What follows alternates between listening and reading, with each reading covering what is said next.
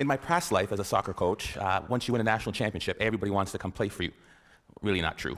Once you pay them $25,000 a year in scholarships, everybody wants to come play for you. And parents would always come to me and they'd say, okay, my son or my daughter wants to come play at your university. What is it that we have to do? What are you looking for? And being the Socratic professor that I am, well, what does your son or daughter do? What do they do really well that we'd be interested in? And typically their answers are, well, they've got great vision. They're really good. They can see the entire field. Or my daughter is the fastest player. There's nobody that can beat her. Or my son's got a great left foot, or really, really great in the air and can hit every ball. I'm like, yeah, not bad. But to be quite honest with you, those are the last things I'm looking for. The most important thing, self-confidence. Without that skill, and I use the word skill intentionally, without that skill, we are useless as a soccer player. Because when you lose sight or belief in yourself, we're done for. I use the definition of self-confidence to be the ability or the belief to believe in yourself to accomplish any task, no matter the odds, no matter the difficulty, no matter the adversity. The belief that you can accomplish it. Self-confidence. Some of you are saying, great, I don't have it, I'm so shy, I'll never do good. And you start to drag all the way down here. But I use the word skill because I believe it can be trained. And I'll show you a couple of ways in which we do. Hopefully I won't run out of time. I don't use any slides because my speech always goes here or here or here. So we'll see which way we get to. The easiest way to build self-confidence. There's no magic button. I can't say, hey, this plane is going down. Who can fly it? Put your hand up. I can. I'm confident. Repetition, repetition, repetition, right? What does Malcolm Gladwell call it? The 10,000-hour rule? There's no magic button. I recruited a goalie from Colombia, South America one year. Big, tall, 6'3" man. He had hands like stone. I thought he was like Flipper. Every time I throw him the ball, down onto the ground. I was like, oh my God, we're in trouble. Simple solution. Get to the wall, kick a ball against the wall, and catch it. Kick the ball against the wall and catch it. His goal was 350 a day for 8 months. He came back. His hands were calloused. The moisture on his hands were literally gone. He is now playing in Europe. Magic? No. Repetition, repetition, repetition. The problem is we expect to be self-confident, but we can't be unless the skill or the task we're doing is not novel, is not new to us.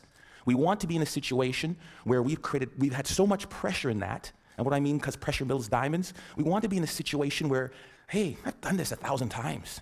I did my speech, and I practiced in front of the mirror. Hey, I'm sounding good. And then I read in front of my kids and my wife. I was like, oh gosh, got a little nervous. Then I get in front of Glenn Gould. Oh my goodness, I'm a little more nervous. By the time I get to the ACG, where 2,500 people, can't say anymore, right? 2,500 people, where 2,500 people are there, I won't have a single ounce of nervousness because of my ability to practice, right? Over and over and over again.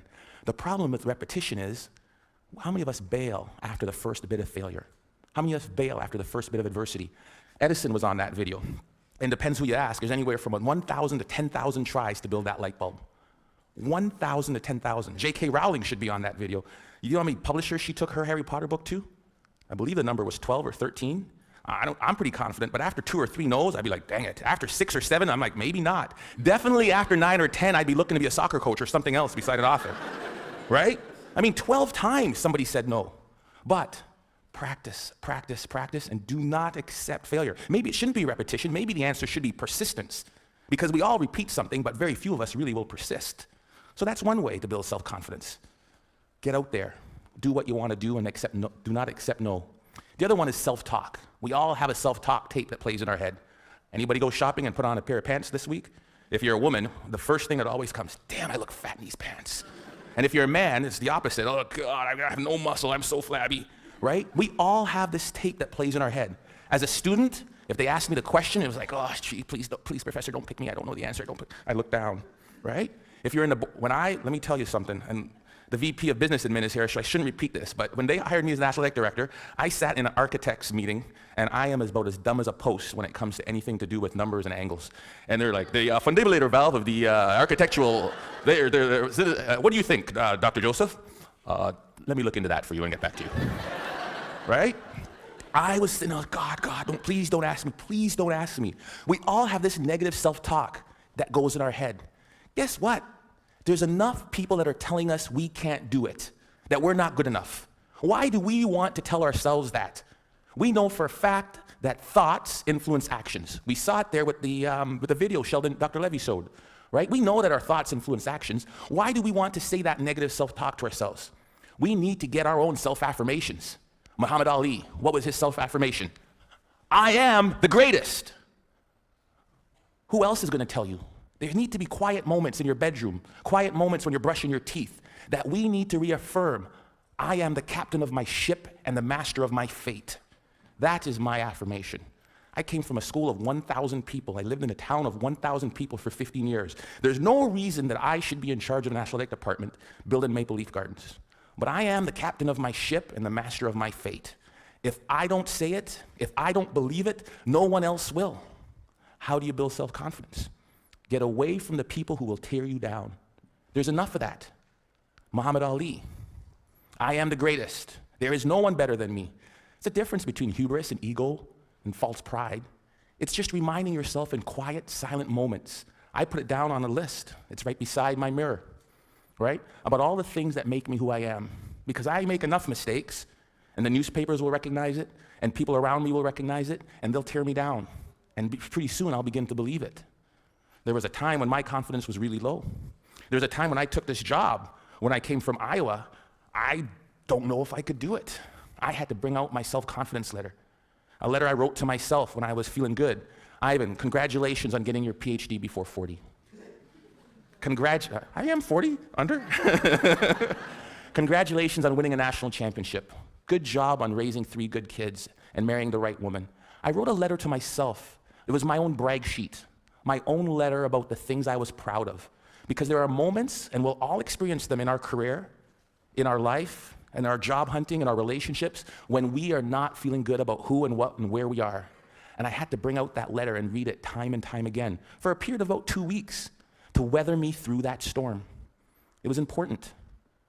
Stop the self-talk, the negative self-talk. If you'll watch, you'll see some athletes, they'll have a little bandage or a little brand around them. Lance Armstrong's a perfect one.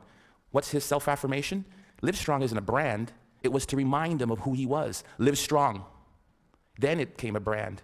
He would move that from one arm to the next arm when doubt and fear came into his mind. Live strong. Put it on there. Let's go. We'll all have it. Replace it.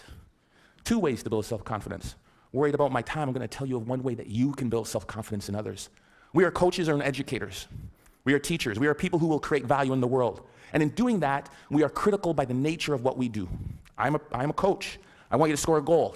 Ball went over high. Dang it, the ball went high. Thank you, coach, I know that. Feedback tells me that.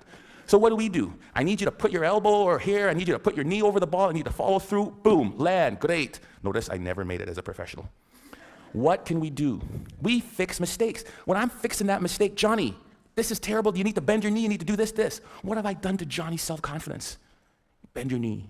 Think of this. Next thing you know, Johnny's crushed.